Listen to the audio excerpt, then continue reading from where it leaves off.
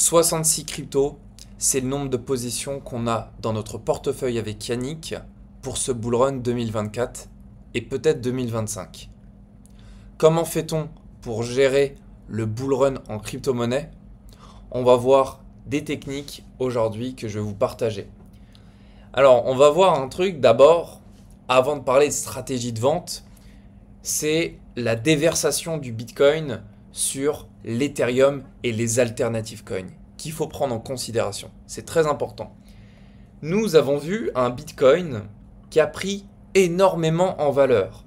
On est passé de novembre 2022 à son ATH à 350% de gains réalisés. Quand je regarde son ancien bull run de novembre 2018 jusqu'à son ancien all-time high, on avait fait du point le plus bas, j'ai vraiment pris tout en bas jusqu'au plus haut, à peu près 2300% de plus-value.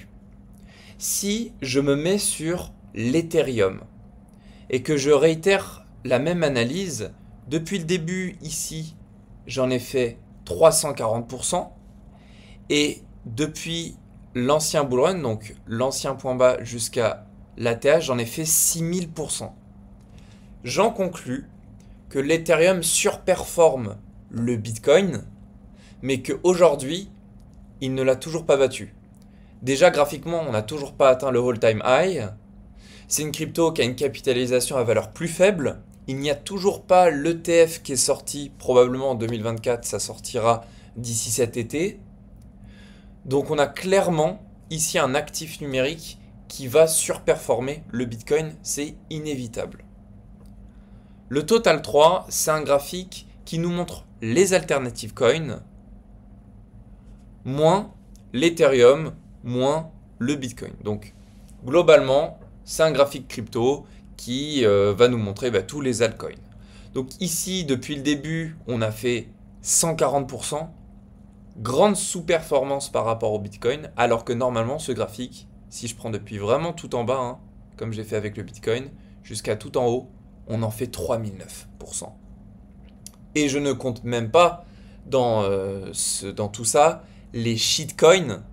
Il y a plus de 30 000 coins aujourd'hui sur le marché, si ce n'est plus, mais il n'y en a en réalité que 500 ou 600 de véritables projets qui vont prendre de la valeur. Et en fait, c'est plus ces projets-là. Donc en fait, là, c'est dommage de se dire que parmi les 3900%, il y en a 29 500 qui en fait rabaissent un petit peu le pourcentage parce que c'est des coins qui vont partir à la casse. C'est pas grave. Donc, on sait pertinemment que 1, l'Ethereum va surperformer le Bitcoin, 2, que le Total 3 aussi, et qu'en plus, l'Ethereum et le Total 3 sont en retard par rapport au Bitcoin qui lui a déjà dépassé son ATH. All-time high, ancien point le plus haut. Donc qu'est-ce que ça veut dire? Ça veut dire qu'il y aura une déversation qui va se passer. Donc une déversation, c'est quoi? C'est qu'on va prendre les profits des bitcoins, qu'on va reverser sur l'Ethereum, qu'on va ensuite reverser sur Total 3. Cette année, c'est un peu différent parce qu'on a l'ETF qui a littéralement propulsé le bitcoin des 40 000 à quasiment 70 000 dollars. C'est ça en fait qui a fait la montée du bitcoin. C'est pas des personnes qui ont investi sur les exchanges directement. Donc il y a une légère différence, mais quand même, il faut garder en tête cette déversation. Maintenant, il y a des points fondamentaux à retenir. Le halving du Bitcoin qui va bientôt arriver, qui va diviser par 2 la récompense aux mineurs, qui fait que le prix du Bitcoin va monter. Autre point, nous avons les élections américaines en faveur de Trump, le capitalisme qui va faire en sorte que les marchés doivent bien se comporter lors des élections. Donc forcément, cette année 2024 ne peut être que avantageuse pour nous. Et il y a des ETF comme le Link, le Cardano qui sont en cours de process. Mais d'abord, il y aura l'Ethereum, bien sûr, qui sera fait. Ok, donc ça, c'est évoqué. Maintenant, je vais vous partager la stratégie d'achat. Et après, on va partir sur la stratégie de vente, comment on va pouvoir opérer. Je vais faire ça de manière très rapide et j'aurai l'occasion de vous faire d'autres vidéos pour vous en parler. Donc voici le portfolio qu'on a avec Yannick. 67% dans des retests, 18% dans de l'accumulation et 15% dans du on patiente. Okay, donc c'est quoi en fait cette technique?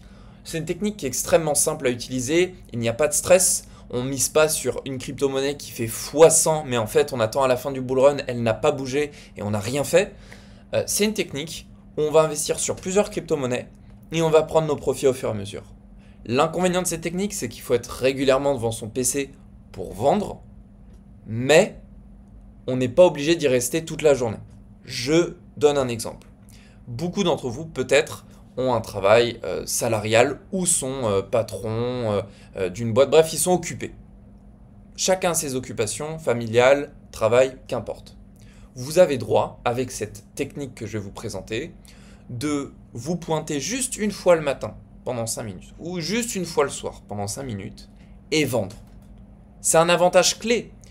Vous n'avez pas... Moi, je peux passer mon temps devant les écrans. D'accord ? Tout le monde ne peut pas le faire. Donc ça, cette technique-là, elle est faite pour vraiment beaucoup de personnes. L'inconvénient aussi, c'est qu'il va falloir se mettre sur beaucoup d'échanges différents. Mex, c'est Qcoin, SafeTrade, Binance, BitGet, Uniswap. Mais une fois que c'est fait, franchement, on est gagnant. Maintenant, on va parler de l'avantage de cette technique et je vais vous montrer le cœur de cette technique. L'avantage de cette technique, c'est comme je disais, il n'y a pas de stress, mais aussi on fait tout le temps des profits à coup sûr. C'est ça qui est bien. Parce que en suivant le marché des crypto-monnaies, on ne peut pas prédire quelle crypto va faire mieux. Il y en a qui me disent, Rémi, le Veracity, ça va faire x100. Ok, et s'il ne fait pas x100? Et si en fait c'est le Illuvium qui fait x100? Et si c'est le ADA qui fait x100? Tu sais pas. Tu peux pas prédire. Donc, même si tu es attaché à une crypto fondamentalement, tu vas pouvoir tout simplement diversifier ton patrimoine sur des patterns techniques. C'est là où je suis très fort dedans. Moi, les fondamentaux, c'est pas trop mon dada. Donc, qu'est-ce que je fais pour faire les fondamentaux? Comment je fais? Je vais sur Internet me documenter. Je regarde le narratif. Est-il dans l'intelligence artificielle? Oui, ok. Est-il dans le métaverse? Oui, ok. Ça, ce sont des narratifs qui sont concrets. Pour les investisseurs, on comprend. Pourquoi l'intelligence artificielle? Ah, ça automatise des choses dans la vie de tous les jours. C'est pour la domotique. Ok. C'est pour des outils de productivité. Donc je comprends. Le métaverse, oui, c'est en lien. Un monde parallèle avec les jeux vidéo. Ça peut remplacer le téléphone, ça peut remplacer les montres, les gadgets. Ok, je comprends. Ok, d'accord, c'est peut-être l'avenir. Donc, maintenant que j'ai sélectionné fondamentalement mes cryptos, il n'y a pas que ça, hein, il y en a d'autres. Je vais faire mon analyse technique. Et il y a 3 patterns. Le premier, ça va être l'accumulation. C'est ça l'accumulation. L'accumulation, ça va être, vous voyez, cette chose-là. On va accumuler, mais on va rien faire. Donc ça, c'est le meilleur pattern que vous pouvez trouver dans les crypto-monnaies. Pourquoi? Eh bien, grâce à ça, vous allez vous positionner au meilleur endroit. Parce qu'on n'a toujours pas pris de la valeur. Donc dès qu'on va prendre de la valeur, automatiquement, vous allez être les premiers à profiter des gains de la crypto-monnaie. Donc par exemple, je reprends le Harmony One. Si on part de sa zone d'accumulation, comme à l'époque, hein, il y avait une zone d'accumulation. Quand ça part, ça fait très mal, dans le bon sens du terme. Et là, on est très content. Mais ce ne sont pas les crypto-monnaies qui vont faire les performances les plus rapides. On va s'orienter sur la majorité du portefeuille sur des crypto-monnaies qui font des performances rapides. Pour quel bénéfice? Pour faire de l'argent et le réinjecter rapidement sous 2 semaines, 2 mois sur d'autres crypto-monnaies. Donc, ça, c'est un bon pattern, mais on peut rester encore dans la zone d'accumulation. Et c'est embêtant parce que ça veut dire que tu vas investir peut-être, je ne sais pas, 1-2% de ton portefeuille et tu vas attendre pendant 2-3 mois et tu n'auras pas fait de gain. Avec le pattern que je vais te montrer juste ici, je l'ai appelé le pattern de retest. Le pattern de retest, c'est ici, tu as ta zone d'accumulation où tu peux même la considérer être ici. Tu vois, ça va dépendre de comment tu la situes. Et tu as ce qu'on appelle ici un retest. C'est-à-dire, pour zoomer, tu as le prix qui a déjà dépassé sa zone d'accumulation. Donc, on a confirmé l'envie de partir à la hausse. Quand je dis ça, c'est que techniquement, en fait, les investisseurs protègent leur position achetée et du coup, le prix ne repasse pas en dessous de ces positions achetées, donc la zone d'accumulation. On reteste le prix et paf, on part et là sur un mois, on peut faire un x2, x3 très facilement. Et qu'est-ce qu'on fait quand on fait un x2 ou un x3 très facilement? Eh bien, on reprend notre investissement et on le réinjecte sur des patterns similaires, comme le CFG, comme le MPL, comme le DAG. Et puis, si ces patterns-là se transforment en ce que j'ai appelé patienter, vous voyez, on est dans des patterns où il n'y a plus de pattern, là, ça fait que de monter, eh bien, on réinjecte dans des cryptos qui sont en cours d'accumulation, comme le DYDX, le CRV, le RSR, le Comp, le Flow. Voilà. Donc ça fait un effet boule de neige. Et vu qu'il y a plein de crypto-monnaies, on ne sait pas trop comment s'y retrouver, mais comment je sais que j'ai fait un x2, comment je sais que j'ai fait un x3? Moi, si je n'ai qu'une seule crypto-monnaie, je sais quand je fais un x10. Alors je suis d'accord, je suis complètement d'accord. Vous pouvez utiliser des outils comme CoinGecko, LiveCoinWatch, Zerion sur téléphone, et ça vous permet de suivre, de traquer vos investissements.